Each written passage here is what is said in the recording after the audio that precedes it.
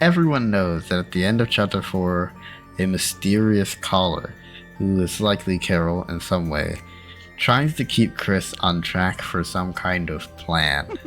However, in the weird route, this call is completely different. This time, Chris doesn't try to run away, they simply lay in bed, defeated after the Titan fight and what we did to Noelle earlier in the day. Instead of using an unexplained, evil, dark voice filter, Carol calls Chris normally. Instead of reminding them of the plan, which, they're kind of slacking right now, Carol instead focuses the topic on Noelle looking happy to go to the festival with Chris. This scene has bothered me for so long. And me. Hi. Yeah, and you. There's just so many weird things about this call. Like, why would Carol even be calling Chris about this? I don't think it's normal for a parent to be calling about a date for their own kid. Especially because there's no way she didn't notice the giant thorn ring needle stuck in Noelle's finger, right? Or even a change in Noelle's demeanor. Something is fishy here. And we believe that Carol might have a stronger involvement in the weird route than most would think. Many questions have risen about Carol's role in Deltarune's story, the actions she will take, and her relationship with her daughter. Today we're going to tackle these questions head on by dissecting Carol and Noelle. I'm Don, and this is Dan, and together we are Danger After Dawn. In order to even grasp what Carol could want with Noelle, or how she could do any of this weird route stuff, we need to start with the basics around her and Noelle. So let's dive right into the frozen fate theory.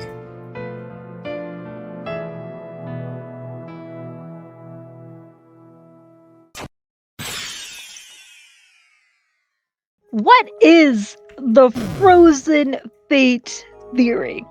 The theory is simple. Kinda. Every character in Deltarune is trying to alter Deltarune's ending.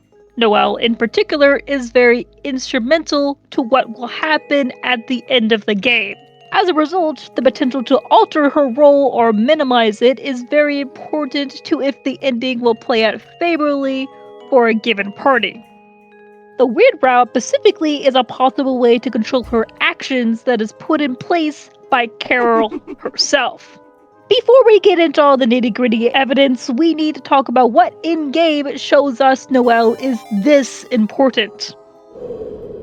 Other than the fact that Noelle is the star character of Deltarune's hidden route, her importance to the story is shown to us in other ways.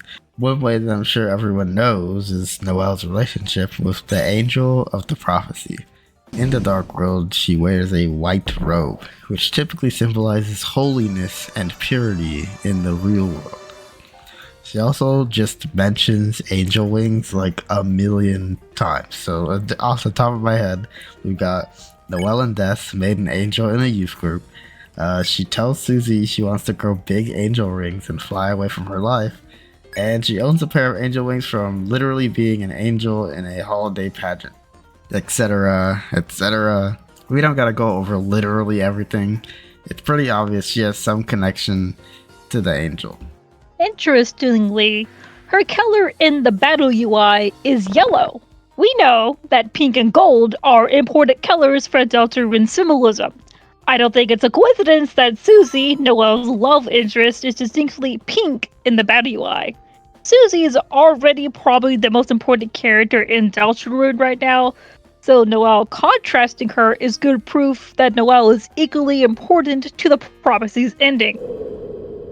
As for what Noelle has done in the actual story of Deltarune, we'll have to focus our attention on Chapter 2, where she's the most prominent. Throughout the whole chapter, Noelle is relentlessly pursued by Queen. Queen seemingly wants the best for Noelle, despite the fact that she's trying to force the poor girl to make dark fountains.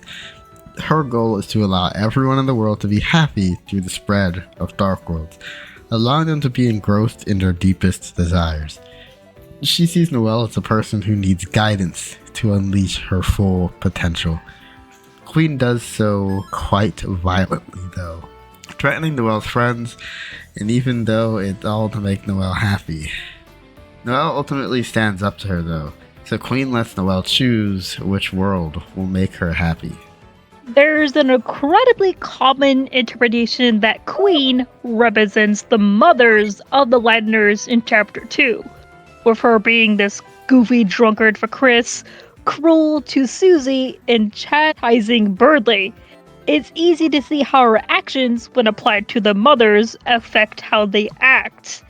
Even with Birdley, whose mother hasn't even been seen and might never be. More than anyone, though, Queen offers our first real insight into Carol's relationship with her daughter.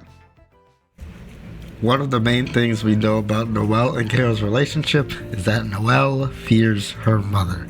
In fact, many people fear Carol, as she is kind of considered a one-woman army around town.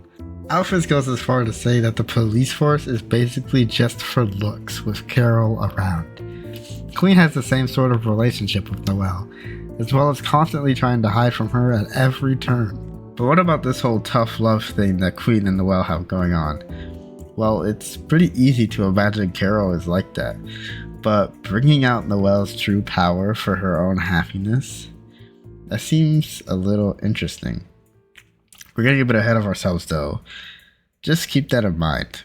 Why would Carol even want something like that for Noelle? We already know that Carol has some big crazy plan with Chris the Knight and whoever else is involved with this. For now, it seems like her goal is to fix Des somehow. It's clear that Carol is scared about losing more than she's already lost.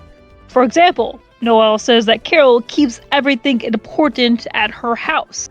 This crazy lady literally preserves paper snowflakes to keep in her house, even though they were supposed to just be hung up at her job for a bit. I mean, it's not hard to imagine why she's so obsessed with being protective.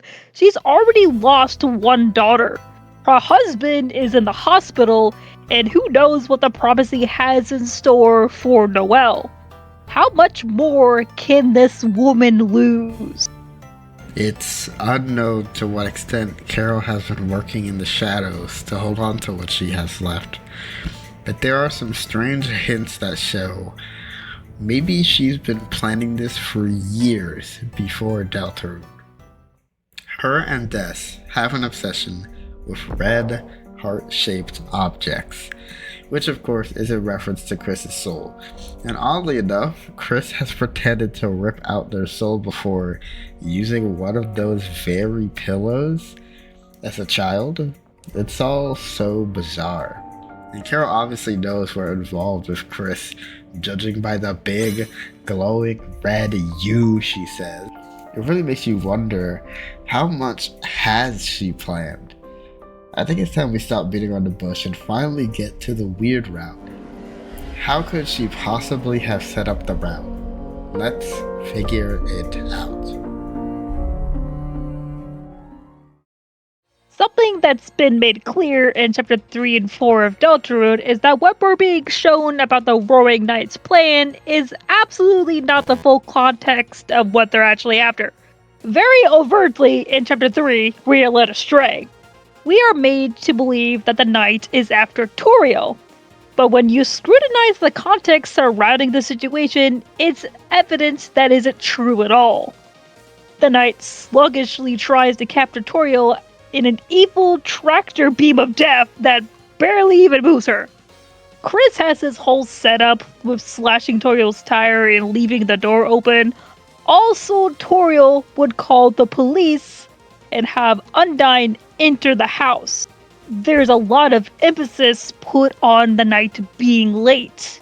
The chapter is literally called Late Night, but the knight wasn't late. Think about how the knight fight ends. You can just get smoked and the knight still barely tries to grab Toriel, or you could somehow be a gamer god and do the fight with no damage. which causes Chris to basically tell the knight to wrap it up. They're not after Toriel. The night came exactly when it needed to because they were actually trying to get Undyne the entire time. Chapter 3's Dark Fountain has a clear ulterior motive, and Chapter 4 follows up on this by having the knight open a fountain in the church when Toriel isn't even there. The ulterior motive here is a little less clear, but I think the goal in this case was to bring down the Fun Gang, tear down their hot streaks so they either fall in line or have a harder time fighting against the Night Gang's plan. Think about how Chris reacts after this. When you go to the lake, Chris keeps looking at Susie like they want to tell her something. That something is probably the fact that not only are they working for the enemy, but what just happened was directly meant to hurt her. In fact, this could tie back to our pink and gold thing with Susie and Noelle. It could be to lessen her guard so Noelle gets to choose the ending, what will make her happy. Sound familiar? If Chapter 3 and Chapter 4 have clear ulterior motives, then we need to look back and consider possible ulterior motives for 1 and 2's Dark Fountains. Now, for 1, I'm not going to lie, I don't think there's much for Chapter 1. The goal was probably just to get the ball rolling on the plan, so, I mean, it doesn't really have to be like 4D chess there. But Chapter fucking 2, the weirdroute chapter, oh no, there is absolutely no way there is not an ulterior motive there. I mean, Chapter 2 barely has a main goal for the Night Gang. What was the goal? Just to have Queen force these guys to make more Dark Fountains?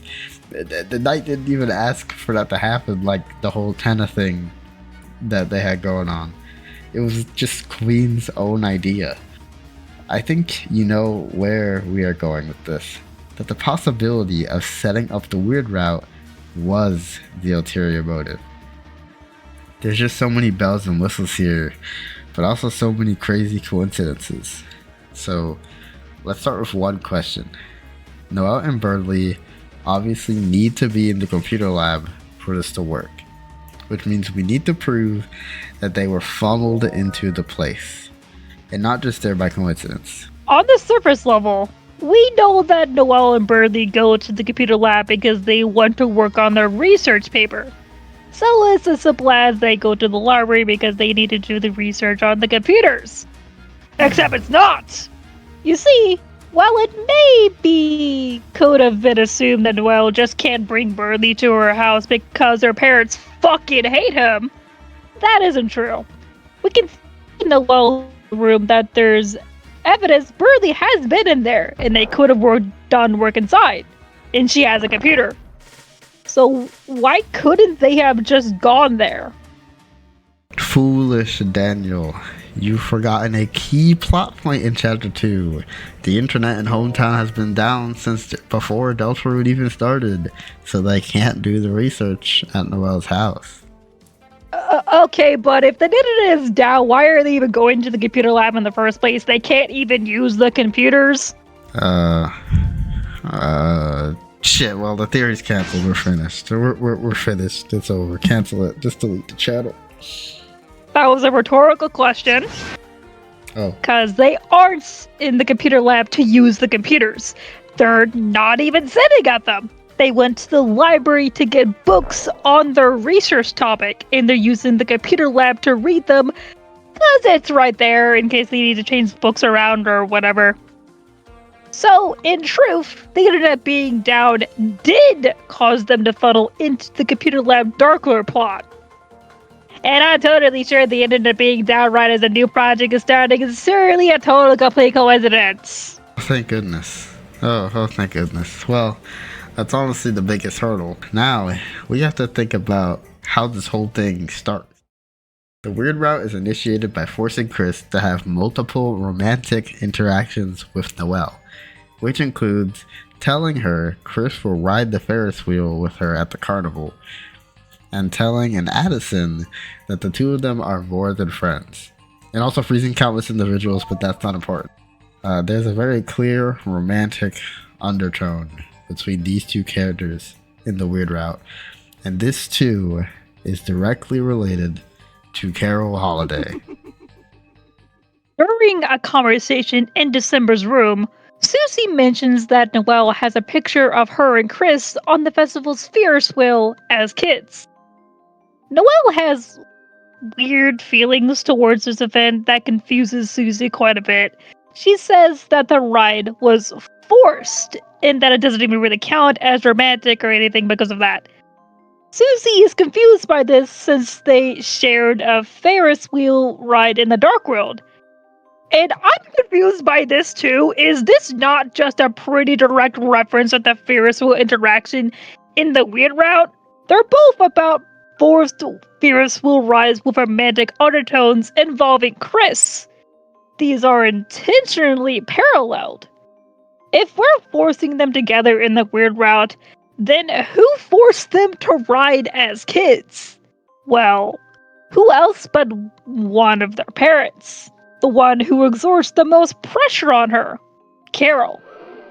This isn't a direct tie to her involvement in the Weird Route, but it is pretty darn close now. But it doesn't get any more damning than this. Has anyone bothered to ask themselves why Spampton even has the thorn ring? And why he knows what he needs to do with it? He knows he can only give it to Chris and Noelle once Cyber City is frozen over. How could he possibly have gotten a hold of this pivotal item? Spampton's only possible connection to this object is his mysterious collar. Though this collar made Spampton a big shot, once his life fell apart, his worldview shattered. That's really all we know about them, but if they could instruct him on how to get the Shadow Crystal in Queen's Mansion, why couldn't they give him the Thorn Ring too? There's a lot of talk about who the Shadow Crystal giver is, but is there even a giver? Okay, no. That's a bigger debate than we're ready for in this video, but Spampton isn't even given a Shadow Crystal. He was likely informed where he could find one, but that's not in line with what happened to Jeffel and Gerson. Both of them were simply gifted one. So why is Spampton's the exception? Well, let's think about Spampton's call. He seemingly got it while the Queen's laptop was at the Dreamer's house a long time ago. We know this because Tenna mentioned Spampton getting this call before running off.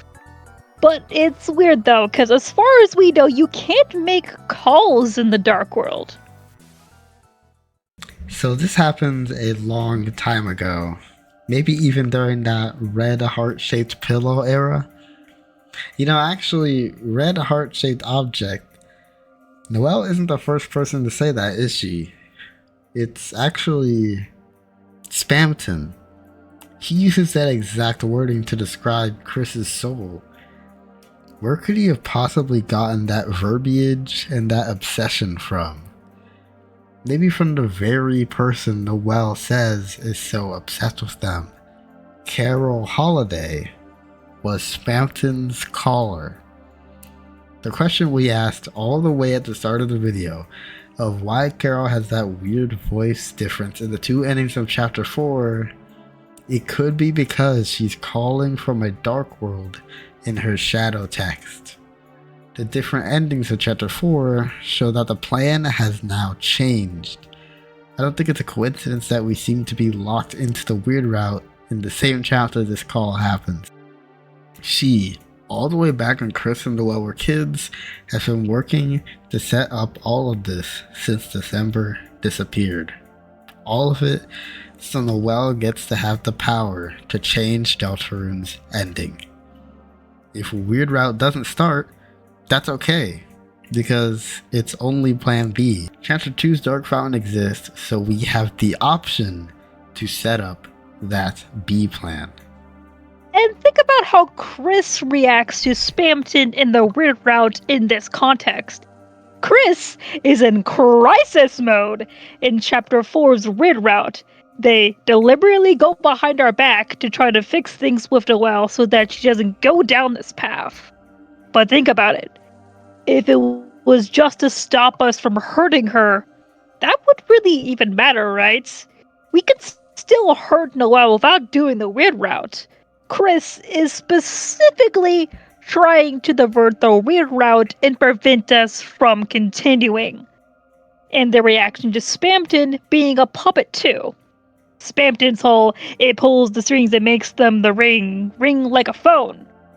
Chris isn't just freaking out because they relate to them, they literally are in his exact position. Carol is using both of them to her benefit under the guise of giving them freedom. It's all coming together.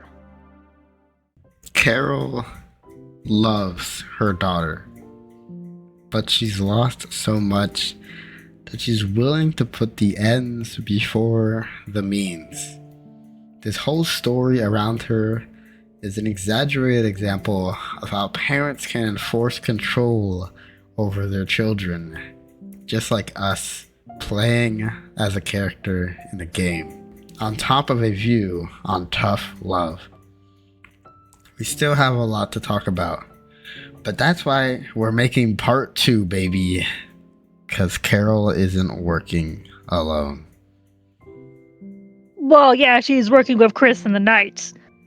Okay, well, other than them, there's one other person that Carol has been working with since the start. The man who speaks in hands, working in the shadows with his own devices. So stay tuned for Frozen Fate Part 2.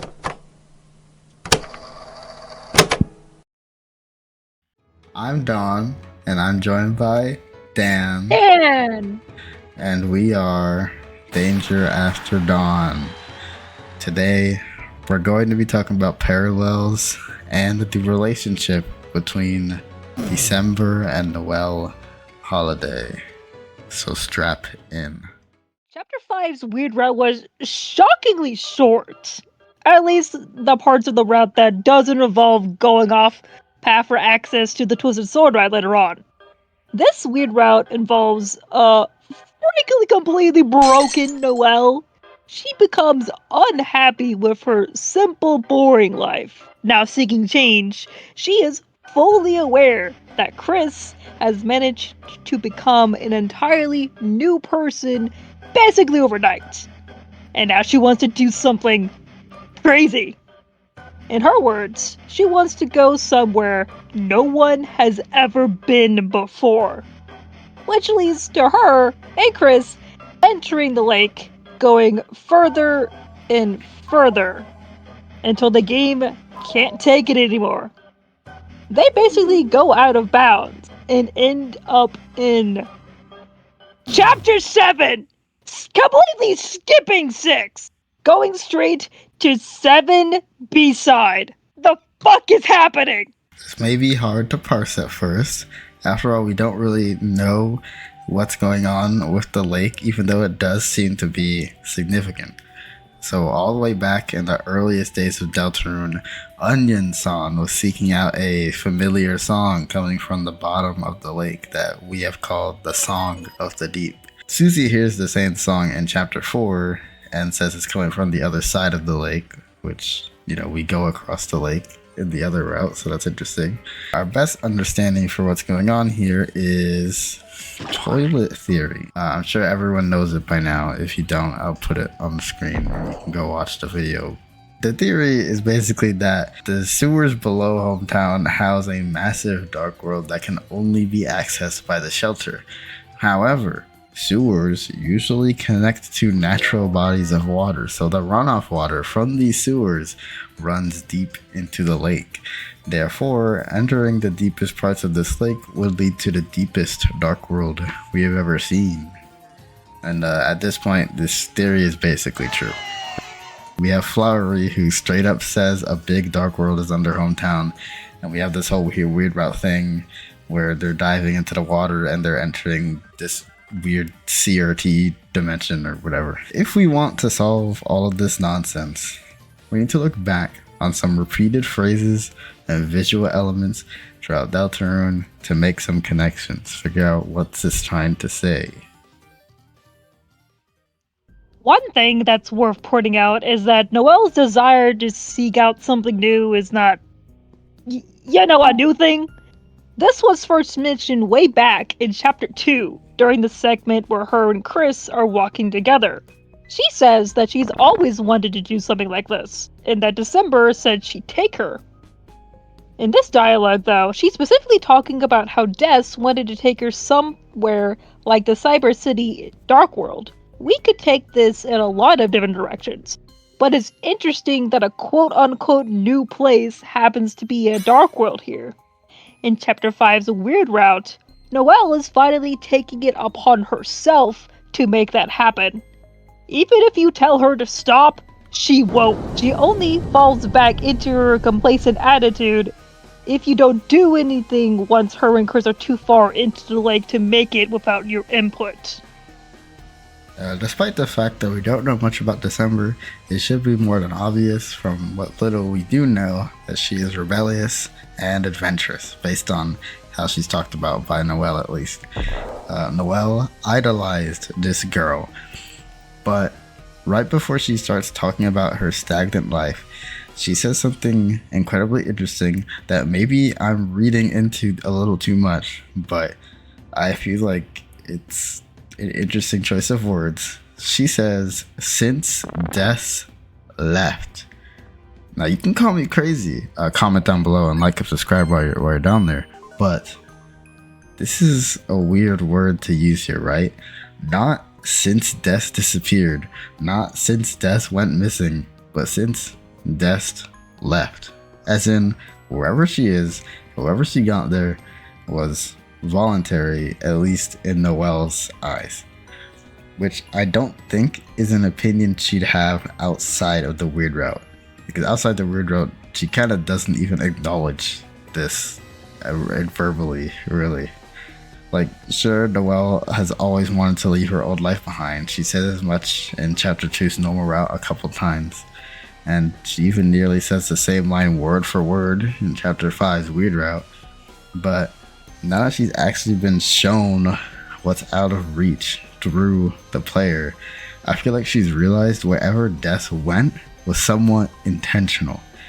Noelle, as we said before, is trying to go out of bounds, and we know from various spams and sweepstake posts and some of her dialogue with Susie that she's always trying to break the bounds of the games she plays. Using the lake, she wants to achieve the same sensation in her real life, because Des did it too. It's not like Noelle chose to do this lake thing on a whim. She says her and the others as kids always wanted to see what was out there, and earlier in the day she almost gave like hundreds of dollars to Susie, which is not a good sign. Likely because she knew she wasn't coming back after her meeting with Chris.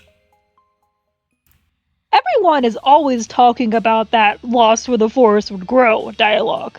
But if we really focus on the meaning behind those 6 words, doesn't that sound like boundary breaking? The forest quite literally is the bounds of hometown. To get lost out there, being unable to return, would mean going out of bounds. We even do this in the mantle minigame, cutting the trees to progress. And we see a black monster that follows Chris's movements in a strange room. If you change the state of a variable in the code named Toriel, this sprite turns into a black deer. And if you overlay the routes map with hometowns, that area is right above the lake. The last area open to the outside, the easiest method to go out of bounds. If we're right here, then part of the weirdroute's purpose might be to make Noelle just like December. To give her the confidence, the boldness, and power to stop just doing Noelle things. Noelle will be able to grab deltarune itself by its strings and change it in a way no one else can. Not even the Whirring Knight, the image of her very sister. This out of bounds parallel is far from the only connection between these two's path into darkness. Thanks to Asgore, we got some details involving a dark world from many, many years ago, created by the Roaring Night, in which something terrible happened. This terrible thing is shown by a big red screen with the big weirdroute stab sound effect. So, some people say the situation is about the disappearance of Death, but I doubt it. Someone was hurt here, and we know there was a struggle because of the Black Shard's appearance there. We also know that Asgore wasn't the one that fought the Knight, as Rouse claims Asgore's write-up on the incident says it was left at the original scene. So Asgore arrived at the crime scene after the crime had been committed. Going back to chapter 4, Asgore starts his whole monologue about the Black Shard by saying, "We're almost there, aren't we, old friend?" That doesn't sound like something I'd say about someone who's alive. Nor a younger person like December. But it sounds like something you might say to someone who needs to be avenged. And one of the only people we know who has died due to an unknown cause is Gerson. The Knight killed Gerson in a dark world. So let's talk about that. The most notable thing about Gerson is that he's alive in Undertale, but dead in Deltarune. Now this is also true of Rudy, but Rudy dies of old age in the Undertale world according to alarm clock dialogue, not an illness where he's still around middle age. Gerson is old in Undertale, but we only ever see him in a slightly younger state in Deltarune as a Darkener. It's stated that Gerson only died a few years ago, which is obviously odd, as it's clearly been a very long time since that Dark Fountain was made. But I think we can solve this easily. In Chapter 2's Weirdroute, we kill Birdly in the Dark World. I don't think that's ambiguous. I mean, we literally use something called Snow Grave on him. And, everyone at the time thought we killed him. But then we learned in Chapter 4 that Birdly is just having a nice little nap. He's just unconscious. Oh, he's okay. But nearly unconscious is probably underselling it. I highly doubt Birdly's actually going to recover from what happened, because how did the doctors even treat a snow grave? How do you do that? If we think back to the Gerson situation, we can kind of use this to paint a clearer picture. Asgore says that though he blamed himself, no one blamed him for what happened. If people inexplicably saw Asgore with Gerson's dead body, I think they probably would hate him and be angry, but no one's mad at him, really. At worst, he was suspiciously fired for failing to properly handle a sensitive situation that honestly probably only evil ass Carol understands, because he probably doesn't want Asgore digging into dark worlds by entering them and messing up whatever garbage she's up to. So Gerson was probably only injured to everyone else, and despite it being a fatal attack in the dark world, it probably just looked like he was unconscious like Birdly. And then after some time passed, he ended up passing away. And after all that time, Asgore's still digging in to solve this case. And I think this works as a pretty solid parallel to, Birdly. Both Noelle and Des as the Knight take down a Lightner as part of their descent into true darkness. Honestly, maybe it wasn't even the Knight. It could have just, Asgore never saw them. It could have just been Des just living in darkness, a lot like Susie is doing right now. But let's not go that far. That's all. We don't got enough stuff for that. And if that's not too convincing, look at the song that plays during that Weirdroute Birdly fight. It is literally a slowed down version of Raise Up Your Bats bassline.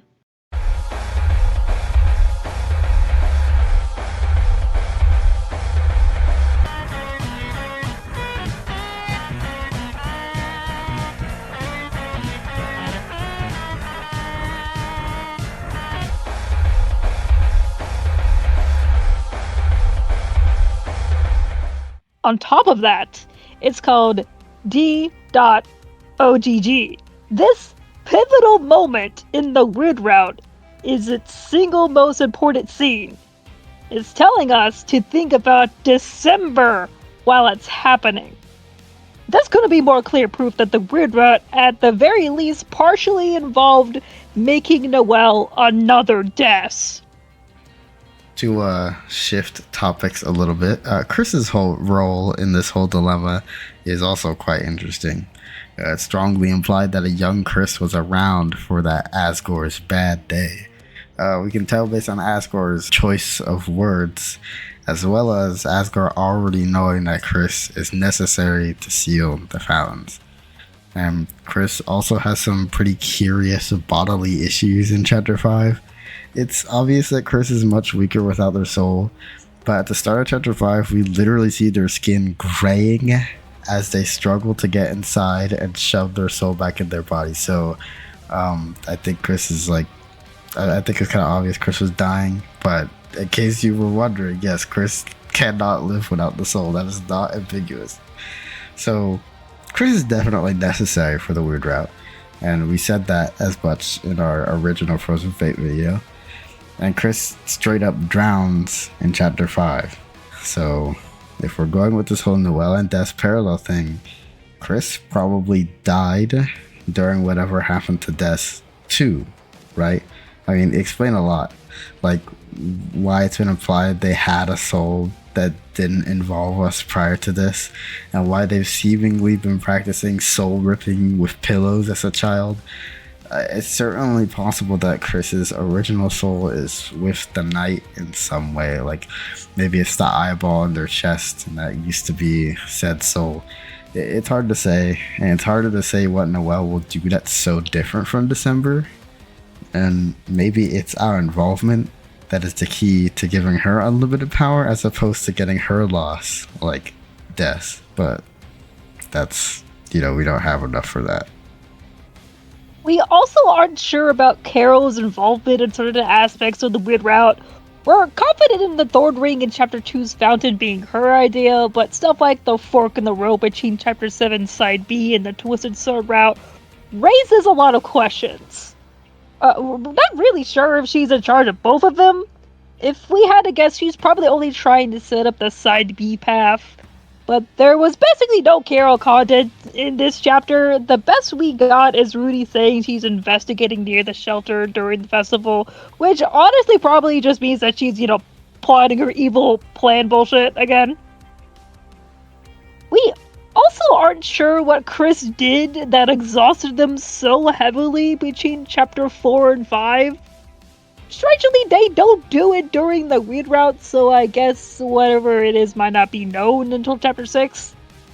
Which could pretty heavily impact our thoughts on all of the big evil plan stuff. And speaking of that, we really need to discuss the contents of Carol's conspiracy board. Now, we haven't actually seen it, but maybe we can make an educated guess about what's about it and what we can piece together here. It's still very interesting that Asgore has a whole monologue right next to that board and in front of one of Carol's katanas. Like, what is it about those two things that sets him off? Like, the katana is definitely not the same sword that's being used by the Knight, because unless the Knight is Carol, that doesn't really work. Like, they really gotta go pick it up every now and that seems kind of inconvenient. We do have a picture in December's room that has a very similar sword. So it's possible that, like, we already know Carol has multiple katanas, so maybe Death took one. So she has one that's similar, and that's where Asgore is making this connection. Now, a major question about this is, if she's working with the Knight through Chris, why would she even have a conspiracy board about, the only thing it can be about Death? I mean, honestly, even having a conspiracy board about how to return her to normal would be insane. Like, what the fuck, would Asgore not be godsmacked at that? Yeah, now you just learned who the Roaring Knight is. Oh wow, now you know how to turn her back or whatever. Like, that definitely can't be what's on that. And, so there's no way the Knight is on it at all. Unless Carol really just does not give a shit about what Asgore does, because he's just gonna die and she's gonna sick his own kid on him like a wild dog. So what if the board is about the death conspiracy and what happened to her, which I guess is like the most obvious answer. So she could set up the same circumstances for Noelle. If you haven't watched the first Frozen Fate video, I don't know why you're this far into this one and haven't. I already linked it at the start of the video. You can go watch it. It's fine. Just come back to this one. We said that the weird route is plan B for the Night Gang, which interesting that they called chapter 7 side B. Don't think I didn't notice that. I mean, Dan noticed it, but I noticed it. Yeah, I pointed it out. Thank you. I didn't even realize my writing was so good. I didn't know. I didn't know I predicted it. But it all depends on what the player does, whether or not this plan goes through or not. So, they're not relying on plan B. It's all about if we do it. So I wouldn't be shocked if it's the part of the plan that required the most work for Carol to set up. Because everything else that they do, that the Night Gang is doing, is just stated in the church dark world. But for the weird route, like the only way you can get information on like how it's done and where you do it, you have to like decipher cryptic visuals from a haunted video game that's under Astral's bed, that's also in a dark world. Like, the prophecy is literally publicly available information. Like, it's vague, but that is publicly available information in the form of religious text. And yet, the weird route isn't really referenced at all in the noble route, and isn't really talked about as part of the prophecy, really. Like, it is prophesized, but it doesn't seem like it's something that, like, the people who practice this religion know. And even though Rouse is aware of both, he is actually shocked to learn that the night existed before deltarune, and questions why he wouldn't know that, because it should be important. And I think this pretty much confirms that whatever happened with Death and whatever crazy planning is happening is outside of the bounds of like Deltarune, the game, inside of the canon of Deltarune. Like, this is not within the bounds of the story, and that's why Rouse doesn't know what's going on. So while it's a bit of a leap, I honestly think that considering the nuances of the crumbs of information we've gotten, the board being comprised of weird route planning is honestly a pretty good answer. So just some food for thought. With all that out of the way, I think we pretty much covered everything we wanted to do for this installment of the Frozen Fate series. TLDR, a major aspect of the weird route is taking Noelle down to the path of December, with the exception that Noelle will gain the power to shape her own ending for Deltarune, where December got lost. We're still working hard on the real part 2.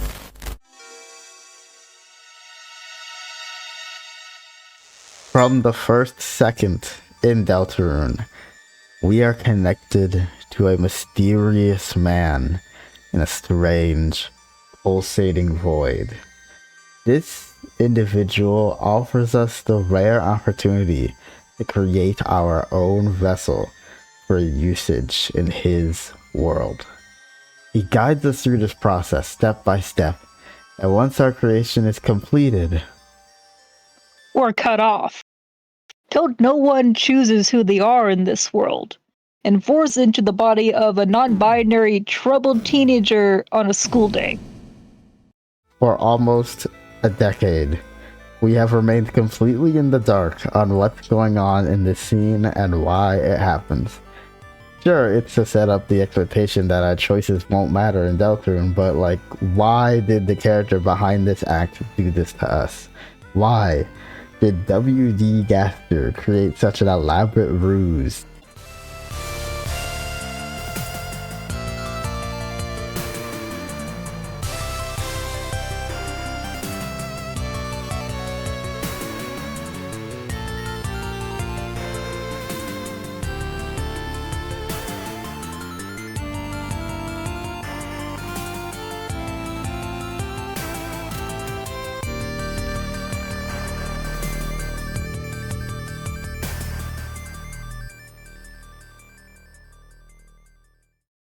inside the Goner Maker.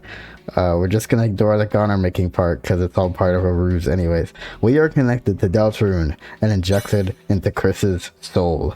Now the big question here that everyone's been asking is if this was intentional and if there are multiple people talking in the Goner Maker.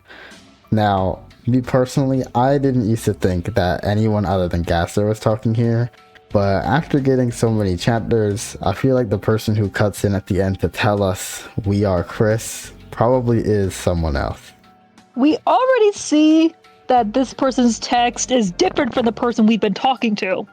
And while for a long time this could have been seen as a stylistic choice, Gaster has continuously used the same Goner Maker text style every other time he has spoken.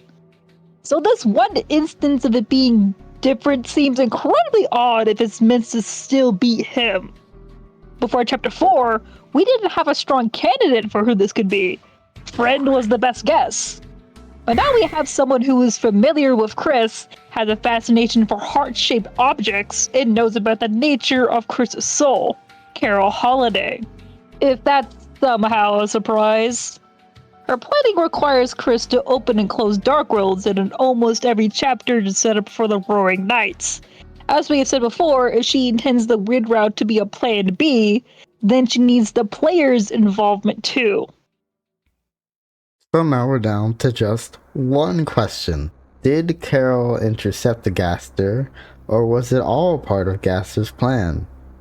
Given the title of this video, we believe these two struck some kind of deal. Carol isn't interrupting the Goner Maker. Gaster is basically giving her the perfect layup to pull the rug on us. There was no intention of ever giving us a custom vessel. We were always going to be put inside Chris so these two could get what they want out of us.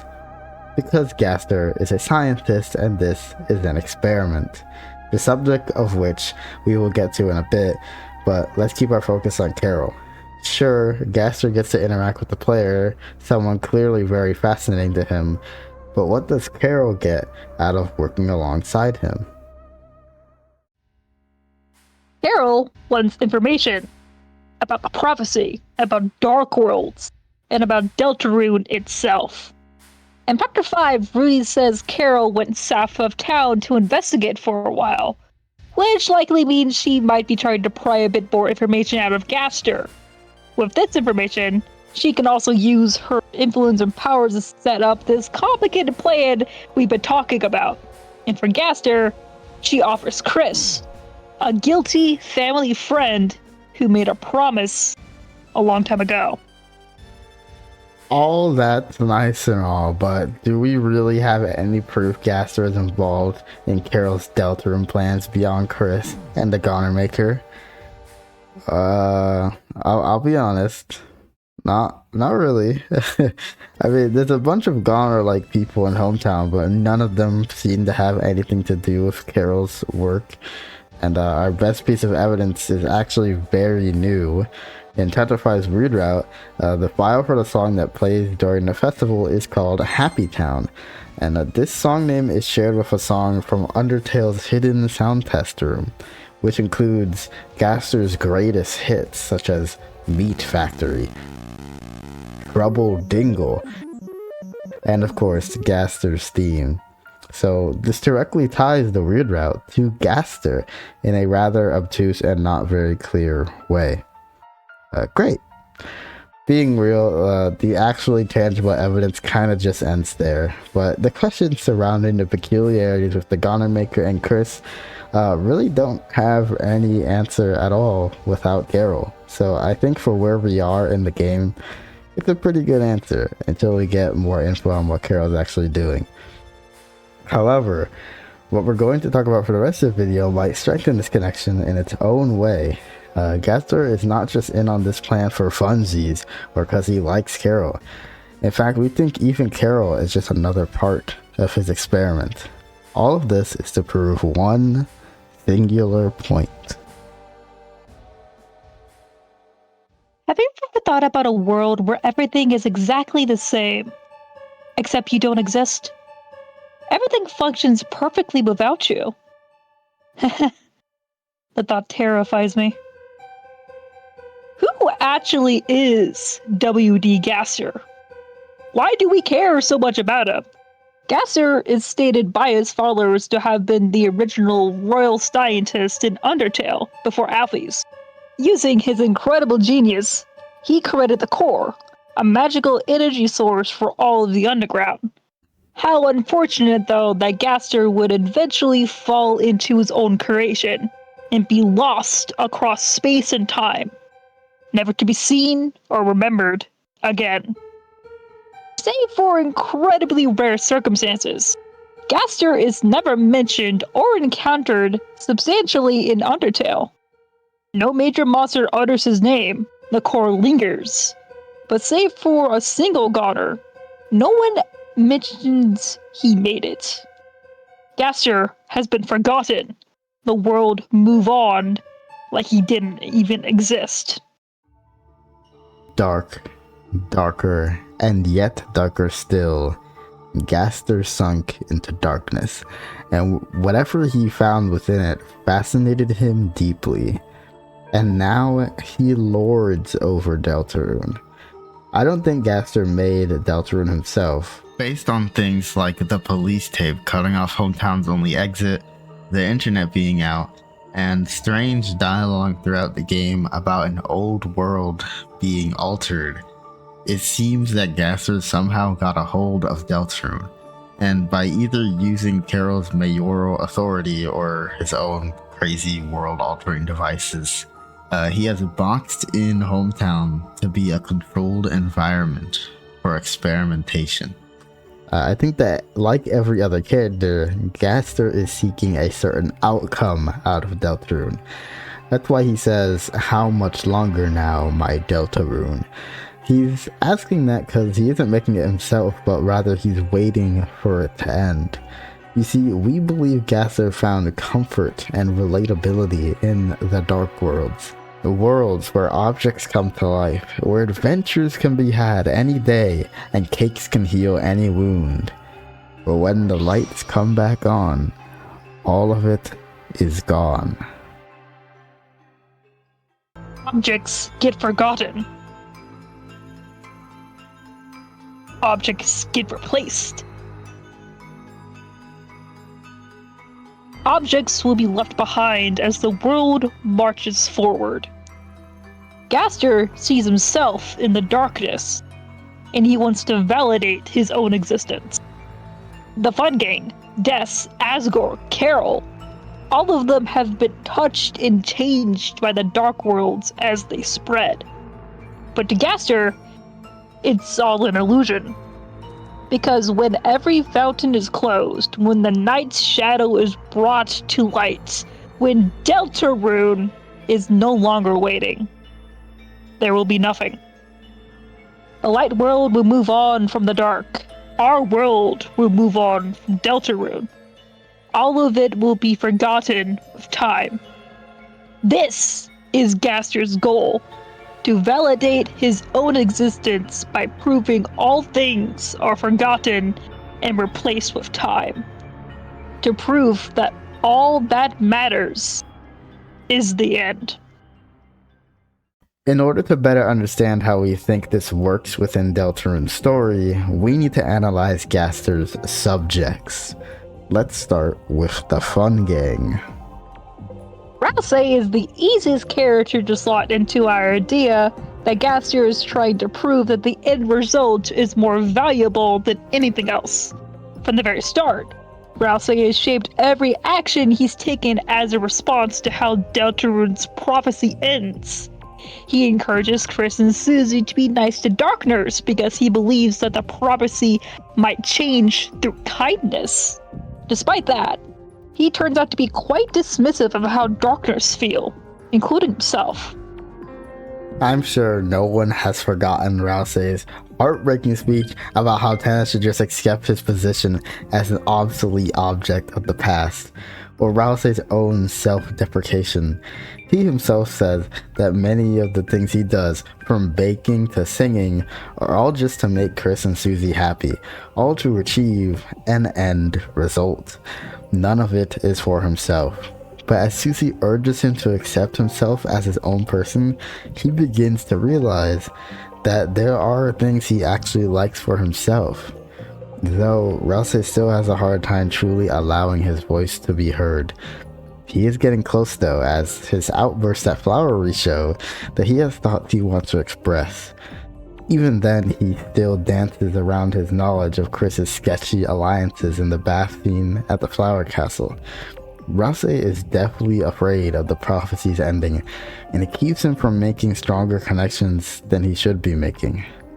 He slots into Gaster's experiment perfectly as a sort of controlled variable, someone who knows almost everything but will never go further than he should out of fear of shattering the fragile walls of his world. Up next is our player character, Chris, who we have already talked about a lot in the series, but we think that the through line into Gaster's experiment with them is obvious as well. Everything Chris has done so far, no matter who you think is bossing them around, has been a means to an end. Someone, who we believe to be Carol, of course, is pressuring them into venturing into Dark Worlds via a promise they made a long time ago. Every Dark World they explore isn't really much more than a distraction.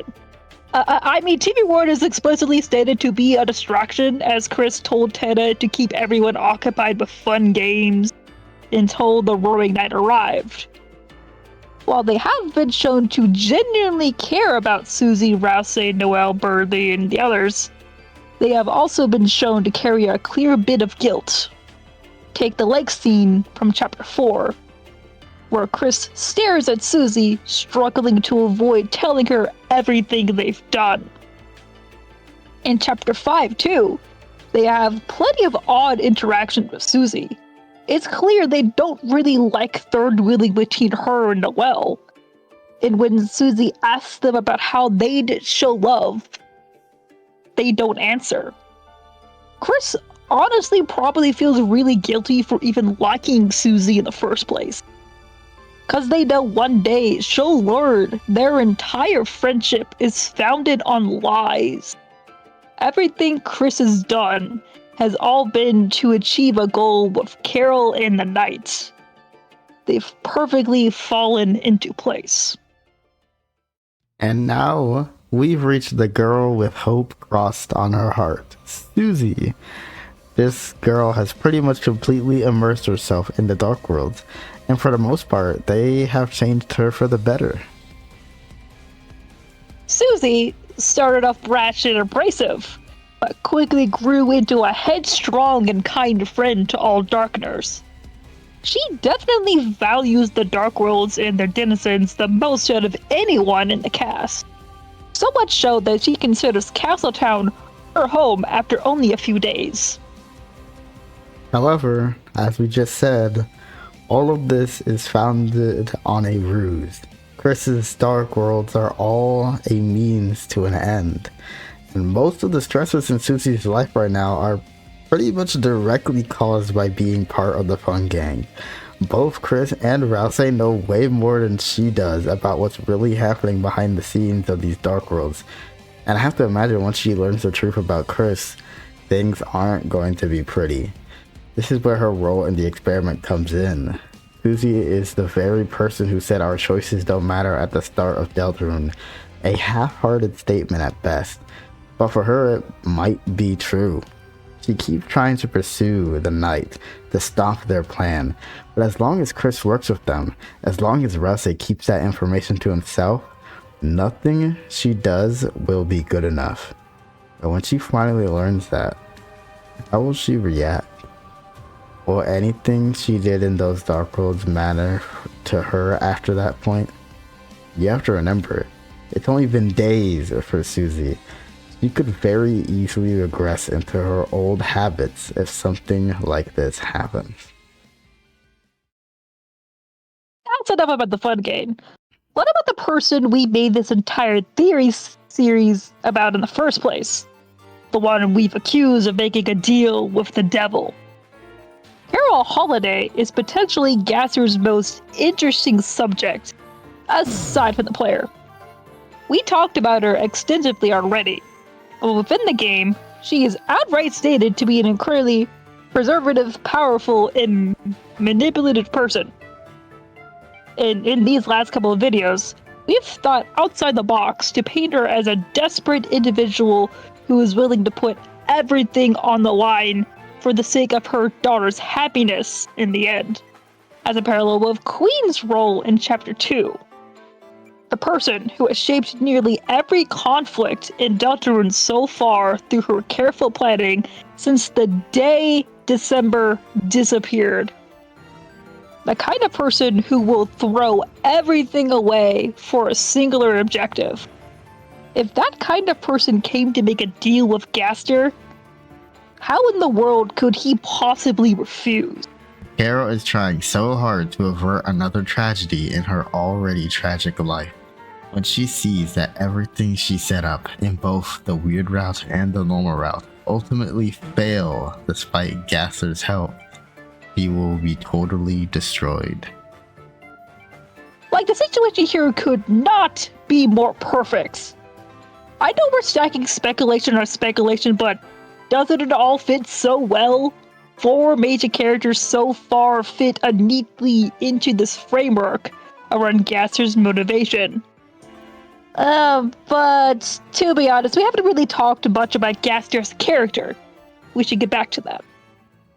Despite his few words and his few emotions beyond pure scientific intrigue, there is one thing and person Gaster has expressed negative feelings towards.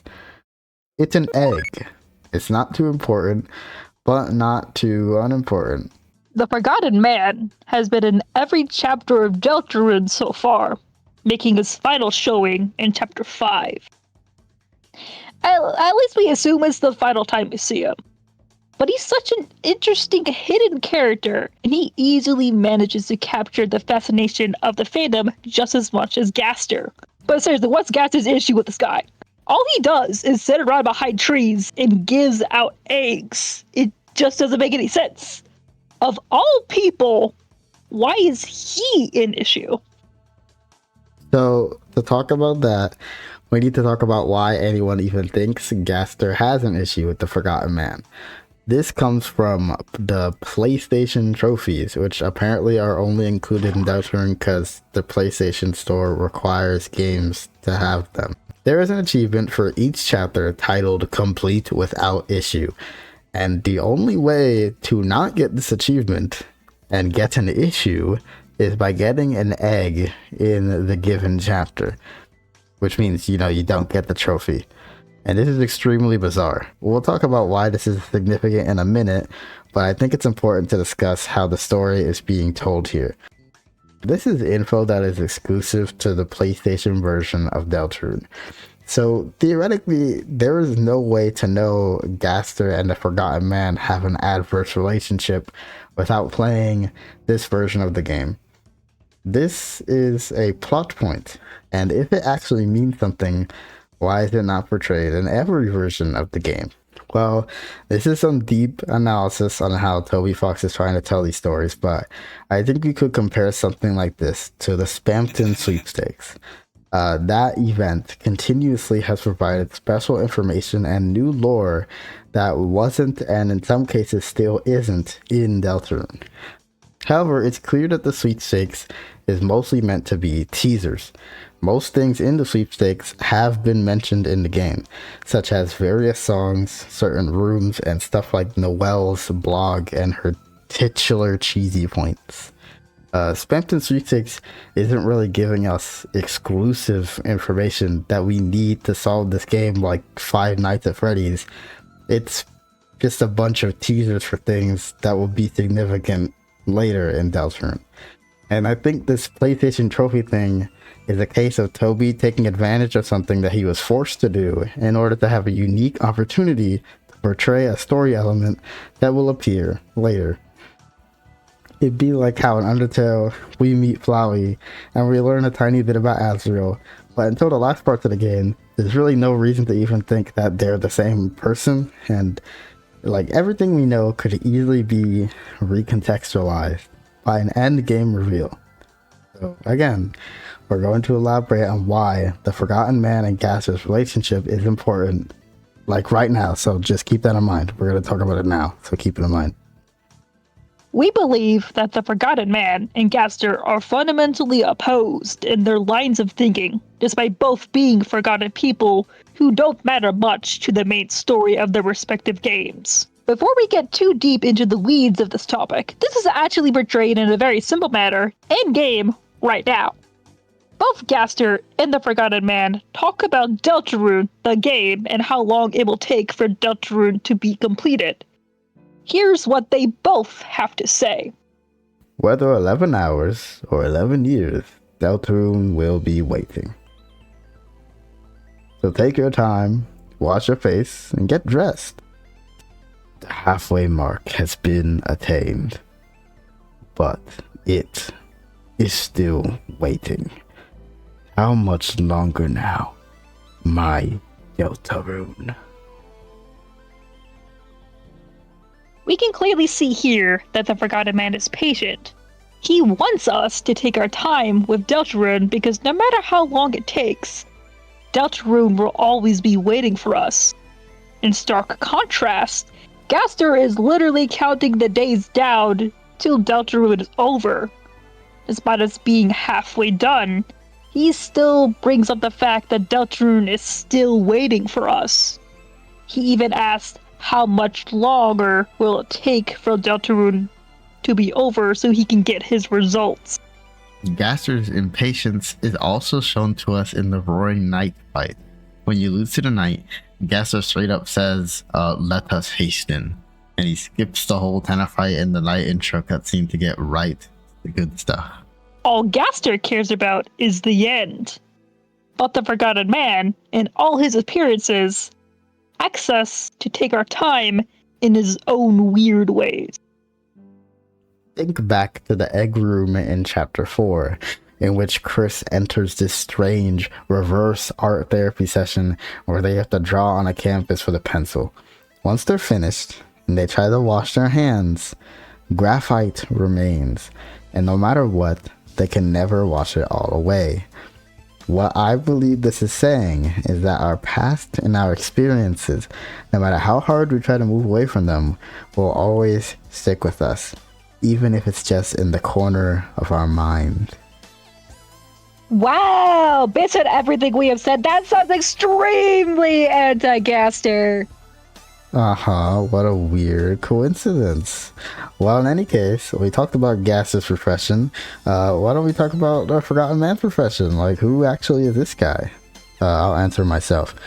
Even though all his major appearances are in Dark Worlds, the Forgotten Man is an actual person in the Light World too.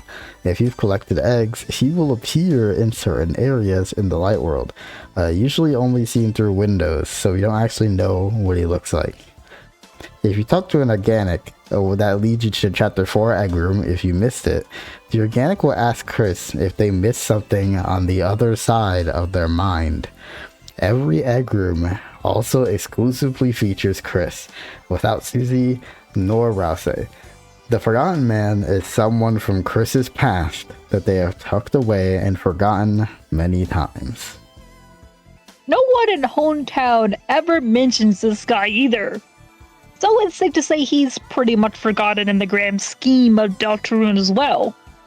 The leading theory about the Forgotten Man is that they used to be Chris's therapist, likely following traumatic events from their childhood, which there seemed to have been a lot of. This is believed mostly because of the Forgotten Man ask a lot of questions in the third egg room, and because Chris is literally in art therapy in the fourth one. Now, but bear with me here. But if Gaster is a kind of mad scientist with no regard for what happens to subjects, is that not like the opposite of a therapist? A therapist exists to understand people, help someone work through their personal problems through rigorous exploration of said person's past and behavior. These two are kind of opposites in every sense, and yet They are so similar. Both of them are largely irrelevant to the game they're supposed to be from, Both of them are sparsely seen, and both require going between two rooms to find a secret hidden room in the middle in order to find them. Almost every character in Undertale has a counterpart in Deltarune. Asgore, Toriel, Alphys, Undyne, Metaton, Mad Mew Mew, basically everyone. And Gaster does too. Because the Forgotten Man is Deltarune Gaster. A literal another him. And I know what you're thinking. We literally just saw the Forgotten Man for probably the final time. If he's Deltarune Gaster, then why wouldn't we know already? Again, Toby Fox, based on the one game of his that I've played, likes recontextualizing old information with big late-game reveals. I think his intention here, if this is true, is that we will meet Gaster, and by making the same comparisons we made here, but with explicit in-game text, it will be obvious that the Forgotten Man was an alternate Gaster the whole time. The Forgotten Man is not an important character in the grand scheme of Deltarune, and he's okay with that. He only wants to make his mark on one person, Chris. Frankly, in the light world, he doesn't seem to be bothered at all either way. And that angers Gaster. He has made his entire mission now to validate his own misery. That working so hard, fighting so much, just to lose everything in the end and be forgotten is something that will destroy anyone. He wants to prove that no one could ever value the road to get there if that's what lies ahead. But the Forgotten Man refutes this by biding his time, being patient, and believing that there's no shame in being forgotten or remembering the journey. And all of this is said with a single object, the egg.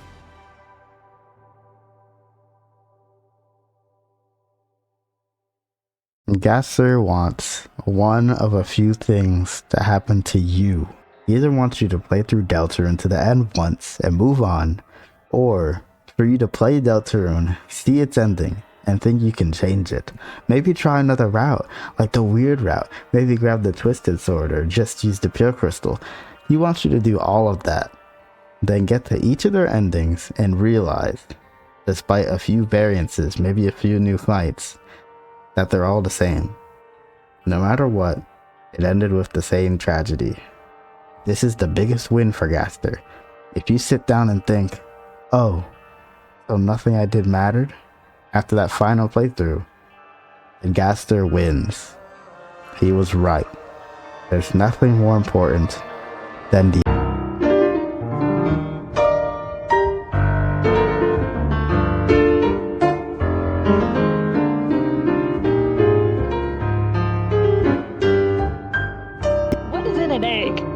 Who is it for? What is it for?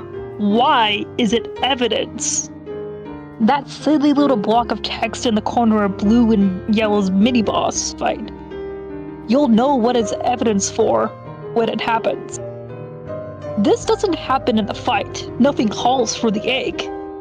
But something will happen, and that something is meeting Gaster. Because the eggs prove him wrong. They prove that the Dark Worlds, the people we meet, everything we did mattered. every person you spared, Every Jackenstein that fell, every lively castle town, every frozen face, every minute Deltarune was waiting for us. every desperate grasp for air when it's all over. All of it mattered. Because it happened, no matter how it ends. Even if we forget eventually, it all did happen. And we can never, ever wash it all away. You might forget it 11 times, or 1100 times. But Deltarune is always waiting, in the back of your mind. And that's why Deltarune's Frozen Fate, a world where Carol and Gaster find success, will never come to pass.